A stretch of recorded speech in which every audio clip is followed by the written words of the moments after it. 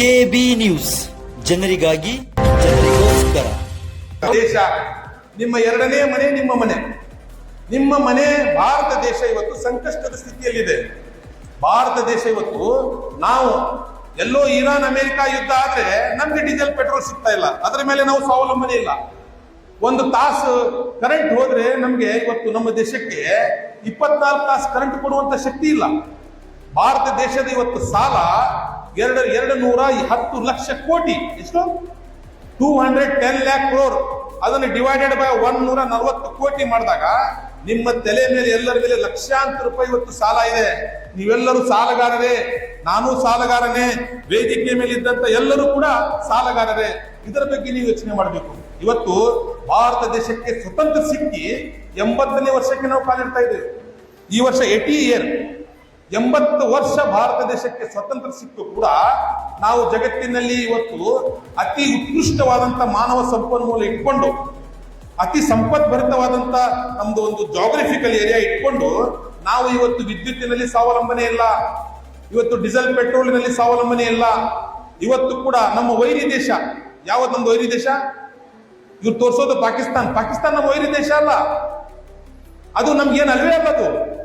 ನಾವು ನಮ್ಮ ಮಿಲಿಟರಿ ಹೊಗಿಸ್ಬಿಟ್ರೆ ಇಂದಿರಾ ಗಾಂಧಿ ಅವರು 1971ರಲ್ಲಿ ಕರಾಚಿ ಇಸ್ಲಾಮಾಬಾದ್ ವರೆಗೆ ನಾವು ಗೆದ್ಬಿಟ್ಟಿದ್ವಿ. ನಮ್ಮ ವೈರಿ ದೇಶ ಚೈನಾ. ಯಾವುದು? ನಮ್ಮ ವೈರಿ ದೇಶ ಚೈನಾ. ಇವತ್ತು ನಾವು ನಮ್ಮ ವೈರಿ ದೇಶಕ್ಕೆ ಶಕ್ತಿ ಕೊಡ್ತಾ ಇದ್ದೀವಿ. ಏನ್ ಶಕ್ತಿ ಕೊಡ್ತಾ ಇದ್ದೀವಿ? ನಾವು ಉಪಯೋಗ ಮಾಡುವಂತ ಬಟ್ಟೆ, ನಾವು ಉಪಯೋಗ ಮಾಡುವಂತ ಮೊಬೈಲು, ನಾವು ಉಪಯೋಗ ಮಾಡುವಂತ ಪ್ರತಿಯೊಂದು ದೀಪಾವಳಿ ಉಪಯೋಗ ಮಾಡುವಂತ ಪಟಾಕ್ಷಿಯಿಂದ ಹಿಡಿದು ಪ್ರತಿಯೊಂದರ ಮೇಲೆ ನಾವು ಇವತ್ತು ಚೈನಾ ದೇಶದ ಮೇಲೆ ಡಿಪೆಂಡ್ ಇದ್ದೀವಿ. ಯಾವ ದೇಶದ ಮೇಲೆ ಡಿಪೆಂಡ್ ಇದ್ದೀವಿ? ಚೈನಾ ದೇಶದ ಮೇಲೆ ಡಿಪೆಂಡ್ ಇದ್ದೀವಿ. ಇವತ್ತು ನಾವು ನಮ್ಮ ವೈರಿ ದೇಶಕ್ಕೆ ಶಕ್ತಿ ಕೊಡುವಂತ ಕೆಲಸ ಇವತ್ತು ನಾವು ಮಾಡ್ತಾ ಇದ್ದೀವಿ.